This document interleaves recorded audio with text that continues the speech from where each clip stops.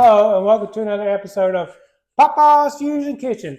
I'm Matt, and today I'm going to show you how to make my homemade that is, because that's what we do around here. Okay, sometimes we might make some semi-homemade, but all we do is share good recipes around here. It don't matter if it's homemade, semi-homemade, but today it's a homemade carne asada tacos with green sauce. And if you haven't subscribed to my channel, please subscribe, hit that bell for a notification. And hey, this is a really great recipe. The marinade itself, you can make in advance, put it in your fridge. There's quite a bit to the marinade, but don't let that fool you. You know, you got to do it, guys. You got to try it. You can use it to marinate anything. Today I'm going to do flank steak. You can use skirt steak. You can use whatever you want, chicken, buffalo, it don't matter what it is. You can throw it in there. That's how good this marinade is. So with that, guys, let's jump into it. All right, guys, so this is the ingredients we're going to be working with. I ain't going to go through the measurements. The recipe's in the description of this video. But as you can see, all of this is going to go into the marinade. Now, I'm not peeling the garlic because this is a marinade. I'm just going to throw it in there. The blender's going to blend it all up. You ain't going to even notice that. The same with the shallot. So I'm just going to go ahead and I'm going to go through the blending process, speed through it. And like I said, the recipe's in the description. And then once I get done making the marinade, I'll bring you back.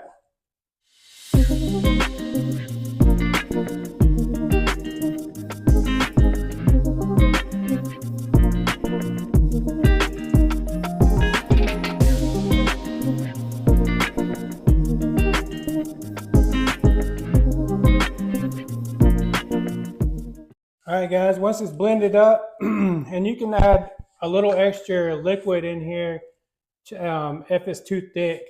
But once it's blended up, just add it into a big bowl. And then we're going to use some of the pineapple juice, the 4 cups that's required, and put it in here to clean the blender a little bit.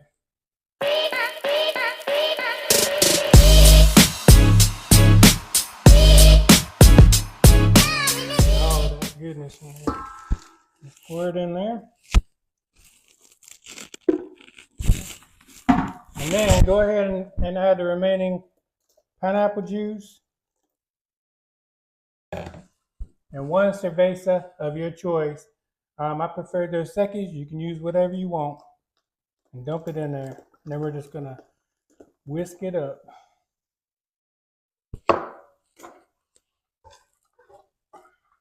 And then just mix it up really good. All right, and set it aside. I'm going to show you how we prepare the meat. All right, guys, so I always rinse all my meat off, and then I put it on a cutting board, and then I'll look it over and see if there's any like big fat pieces. If there is, then I trim those off. But this piece looks pretty good.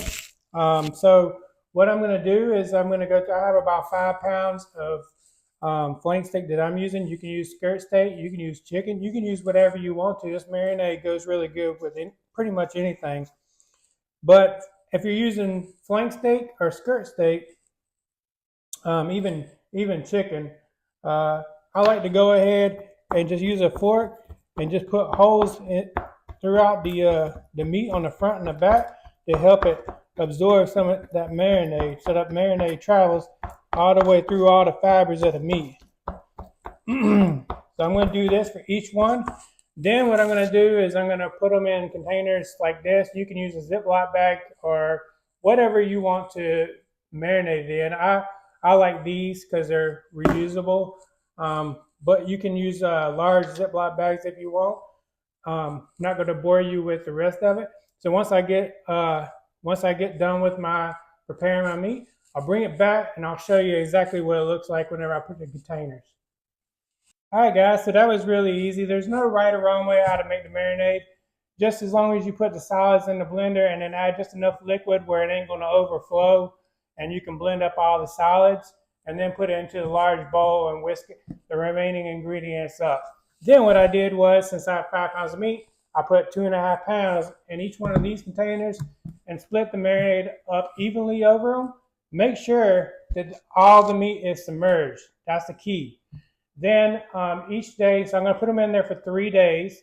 Then each day I'm going to bring out the containers and turn the meat until the day is the day of cooking. So let's go ahead and move on to making homemade green sauce. All right, guys, let's go ahead and make the green sauce. This is a very simple recipe. I'll show you what we're working with, and then we're just going to jump into making it. All right, guys, so I got a red onion. I got 4 tomatillos, and if you've never seen tomatillos, this is what they look like. We're going to take out the leaves and the stem and put them in a pot. And then the red onion we're also going to put into the pot. I'll show you how we're going to do that. I have 8 cloves of garlic. You can use 6 if you want less. Use whatever you want to because it'll be your recipe. I got serrano pepper because I like mine kind of spicy, and a jalapeno. If you don't like yours as spicy, just use a jalapeno. And then I got some cilantro, just a handful of cilantro, and then 2 limes. I might only use 1, but we're going to taste it first, and then salt and pepper, which is not in the picture. So let's go ahead and get started. We're going to get started by de-leaving the, if that's even a word, de-leaving the tomatillos, putting them in a pot. And the same thing with removing the skin off the red onion and putting it in a pot. And we're going to boil it until the tomatillos get soft, but not falling apart, but just soft. So let's go ahead and get started.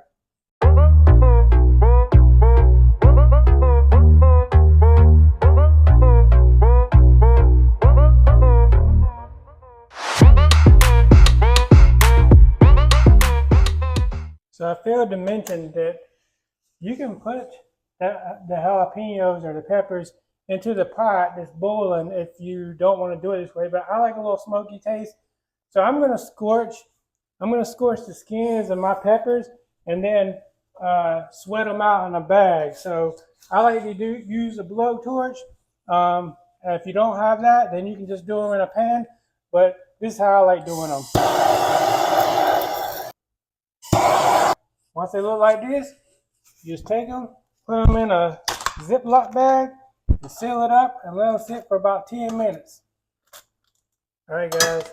So you see how this is like, it's gotten really, really soft. This is what you want. Once it gets like this, really soft, like let's look at this one. This one go a little longer. This one, we'll leave it on a little longer, but it changed colors and it's getting softer. We're going to leave these in for a couple more minutes until they're extra soft, and then we're going to transfer them to the blender. All right, guys. So I went ahead and I transferred the tomatillos and the onion into the blender that already had the garlic and cilantro. Now what I'm going to do is I'm going to add, first of all, we're going to take our sweated peppers and we're going to take them up. Get some of the skin off, and then take them out and just scrape them. Here, I'll show you how we're going to do that. All right, so we're just going to take a knife and just scrape all that off, all the black off of it. Basically, that's just the skin. Then once you get it all off, then take the stem off and chuck it into the blender. All right, now that we got our peppers in there, we're just going to add juice of 1 lime to begin with, and then after we taste it, we might add juice of 2 limes, but I always like to taste it first.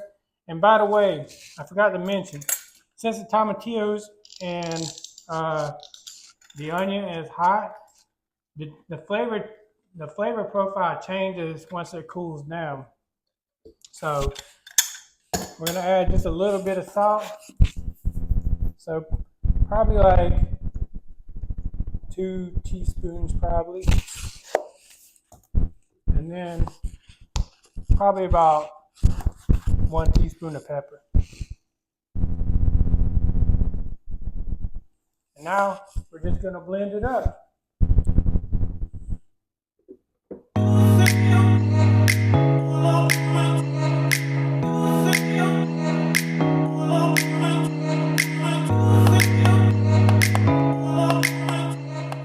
So I tasted it, and right now it tastes pretty good. but it's scorching hot. Let me see if I can show you. You see the steam coming off. So I'm gonna let it cool down and then retaste it, and then that'll determine whether I'm gonna add any more salt, pepper, or another lime. I'll bring it back after that. All right, guys. So I didn't have to. I just added like a little bit more salt to mine because that's how I like it. You can do it. You don't really have to measure. Just figure out what your taste buds is. It's usually around 1 to 2 teaspoons of salt. If you have six tomatillos instead of four, then you're gonna want probably an extra pepper, and you're gonna want to add probably 1 more teaspoon of salt.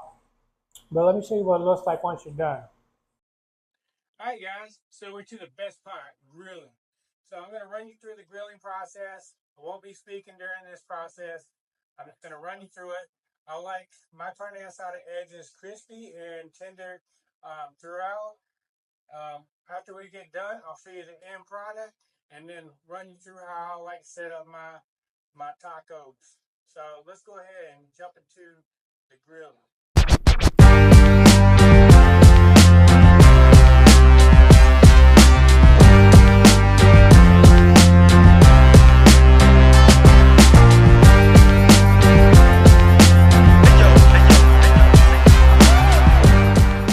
All right, so that's it, guys.